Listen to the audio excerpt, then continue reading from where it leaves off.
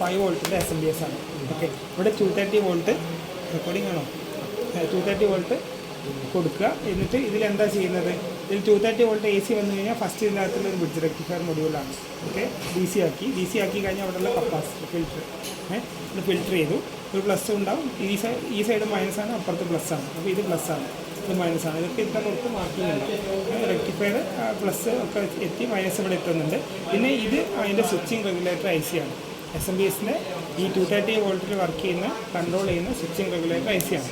ഈ IC എന്താ ചെയ്യുന്നതെന്ന് വെച്ചാൽ അതിൻ്റെ സർക്യൂട്ടാണ് ഇതിൽ. ഈ ICൻ്റെ പേര് ആണ് DP1801.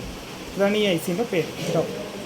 ഈ IC എങ്ങനെയാണ് ഫംഗ്ഷൻ ചെയ്യുന്നത്, എൻ്റെ റഫായിട്ടുള്ള സർക്യൂട്ടാണ് കേട്ടോ. ഇതിൽ ഇതാ പറയുന്നത് ആദ്യം AC വന്നു, 230 വോൾട്ട് AC വന്ന് റെക്ടിഫയർ ഫിൽറ്റർ ചെയ്തിട്ട് ഇവിടെ ഒരു L വെച്ചിട്ട് ഇൻഡക്ടർ വെച്ച് എടുക്കുന്നത്. അത് എന്തുകൊണ്ടാണെന്ന് വെച്ചാൽ ഇവിടെ ഹൈ സ്പീഡ് സ്വിച്ചിങ് വരുമ്പോൾ ഇവിടെയുള്ള സ്വിച്ചിങ് നോയ്സ് അപ്പുറത്തെ 230ലേക്ക് അങ്ങോട്ട് എഫക്റ്റ് ചെയ്യാണ്ടിരിക്കാനാണ് ഇവിടെ ഒരു ഇൻഡക്ടർ വെച്ചിട്ട് എടുക്കുന്നത്. മനസ്സിലായല്ലോ?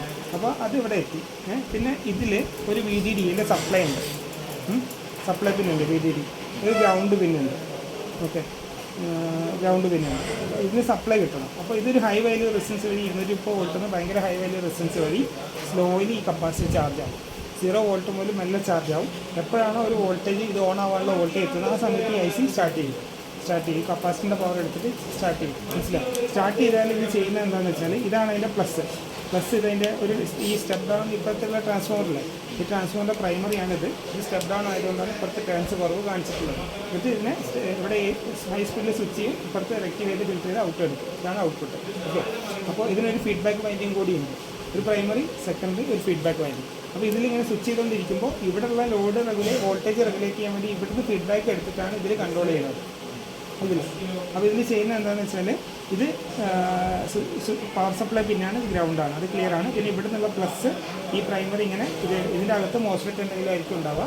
ഇത് നേരെ സ്വിച്ച് ചെയ്ത് ഗ്രൗണ്ടിലേക്ക് എത്തും. പൾസായിട്ട് സ്വിച്ച് ചെയ്തുകൊണ്ടിരിക്കും. ക്ലിയർ അല്ലേ പറയുന്നത്? സ്വിച്ച് ചെയ്ത് പോകും. ക്ലിയർ അല്ലേ പറയുന്നത്? അപ്പോൾ അങ്ങനെ ആയിരിക്കും. അപ്പോൾ ഇതിന് വർക്ക് ചെയ്യാൻ വേണ്ടിയിട്ട് ഒരു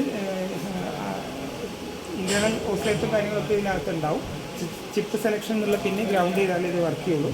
അത് ഈ ICനെ ആക്റ്റീവ് ആക്കാൻ വേണ്ടിയിട്ടുള്ള പിന്നാണ്. ഇത് ഗ്രൗണ്ട് ചെയ്തിട്ടാൽ മതി. ഓക്കെ, ഇതിൽ വോൾട്ടേജ് ലോഡ് കണക്ട് ചെയ്യുമ്പോൾ വോൾട്ടേജ് കുറയും കൂടുകയൊക്കെ ചെയ്യും. ലോഡ് കണക്ട് ചെയ്യുമ്പോൾ വോൾട്ടേജ് കുറയും, ലോഡ് ഡിസ്കണക്ട് ചെയ്യുമ്പോൾ വോൾട്ടേജ് കൂടും. ഇങ്ങനത്തെ ഒരു സിംറ്റം സാധാരണ എല്ലാ പവർ സപ്ലൈയിലും ഉണ്ടാവും. അപ്പോൾ അത് ലോഡിങ് എഫക്റ്റ് ക്യാൻസൽ ചെയ്യാൻ വേണ്ടിയിട്ട് ഫീഡ്ബാക്ക് എടുക്കുന്നത് ഇവിടെ നിന്നാണ്. ഇവിടെ ലോഡ് കണക്ട് ചെയ്താൽ എന്തായി, വോൾട്ടേജ് ഡൗൺ ആയി. ഡൗൺ ആകുമ്പോൾ ഈ വോൾട്ടേജ് ഓട്ടോമാറ്റിക് ഡൗൺ ആവും. ഡൗൺ ആയിട്ടുണ്ടെങ്കിൽ ഈ വോൾട്ടേജ് നേരെ എന്താ ചെയ്യുന്നത് നോക്കി, ഇവിടെ ഡിവൈഡ് ചെയ്തിട്ട് എടുക്കുന്നുണ്ട് അല്ലേ. ഇവിടെ ഡിവൈഡ് ചെയ്തിട്ട് ഇവിടെ ഫീഡ്ബാക്ക് എടുക്കുന്നുണ്ട്. മനസ്സിലായല്ലോ? അപ്പോൾ ഡിവൈഡ് ചെയ്ത് എടുക്കുമ്പോൾ ഇവിടെ കിട്ടുന്ന വോൾട്ടേജ് ആയിട്ടാണ് കമ്പയർ ചെയ്തിട്ട് പൾസ് വിഡ്ത്ത് മോഡുലേറ്റ് ചെയ്തിട്ടാണ് ഇതിനെ കൺട്രോൾ ചെയ്യുക. അപ്പോൾ ഇവിടെ കിട്ടുന്ന വോൾട്ടേജ് കുറഞ്ഞിട്ടുണ്ടെങ്കിൽ മീനിങ് എന്താ, ഔട്ട്പുട്ട് വോൾട്ടേജ് കുറഞ്ഞു. അപ്പോൾ ഓട്ടോമാറ്റിക്കായിട്ട് പൾസ് വിഡ്ത്ത് കൂട്ടും. എന്നുവെച്ചാൽ കൂടുതൽ പവർ സെക്കൻഡറിയിലേക്ക് സ്വിച്ച് ചെയ്യും. അപ്പോൾ ഓട്ടോമാറ്റിക്കായി ഇത് വ്യത്യാസം വന്നുകൊണ്ടിരിക്കും. ലോഡ് കണക്ട് ചെയ്യുമ്പോൾ വോൾട്ടേജ് കുറഞ്ഞെങ്കിൽ പൾസ് വിഡ്ത്ത് കൂട്ടുമ്പോൾ ഔട്ട്പുട്ട് വോൾട്ടേജ് കൂടും. ആ രീതിയിൽ മനസ്സിലായി, കണ്ടിന്യൂസ് ലൂപ്പിംഗ് ആണ് വരുന്നത്. അപ്പോൾ ഫീഡ്ബാക്ക് എടുക്കുന്നത് പിന്നെ ഇവിടെയാണ്. നമ്മൾ ആവശ്യം എന്താണെന്ന് വെച്ചാൽ ഇത് 5 വോൾട്ട് ഇതാണ്, നമുക്കിതിനെ 6 വോൾട്ടാക്കി മാറ്റണം. അപ്പോൾ എന്ത് ചെയ്താൽ മതി, ഇവിടെയുള്ള വോൾട്ടേജ് ഒന്നും കൂടി കുറച്ചിട്ടുണ്ടെങ്കിൽ ഇവിടെ ലോഡിങ് കൊണ്ട് കുറഞ്ഞെന്നാണ് ഈ IC മനസ്സിലാക്കുക.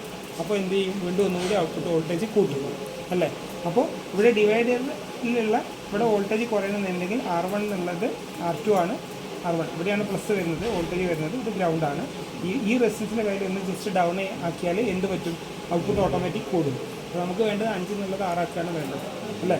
അപ്പോൾ ഇതിൽ ഈ R1 എന്നുള്ള വാല്യൂ എന്ന് വെച്ചാൽ ഫീഡ്ബാക്ക് പിന്ന് ഏതാണോ ആ പിന്നിൽ നിന്നുള്ള ഗ്രൗണ്ടിലേക്കുള്ള റെസിസ്റ്റൻസ് ആണ് നമുക്ക് കുറയ്ക്കേണ്ടത്. ഗ്രൗണ്ട് എന്ന് വെച്ചാൽ പിന്നെ ഇതിൽ നോക്കിക്കഴിഞ്ഞാൽ ഒരു സൈഡ് അല്ലേ. ആ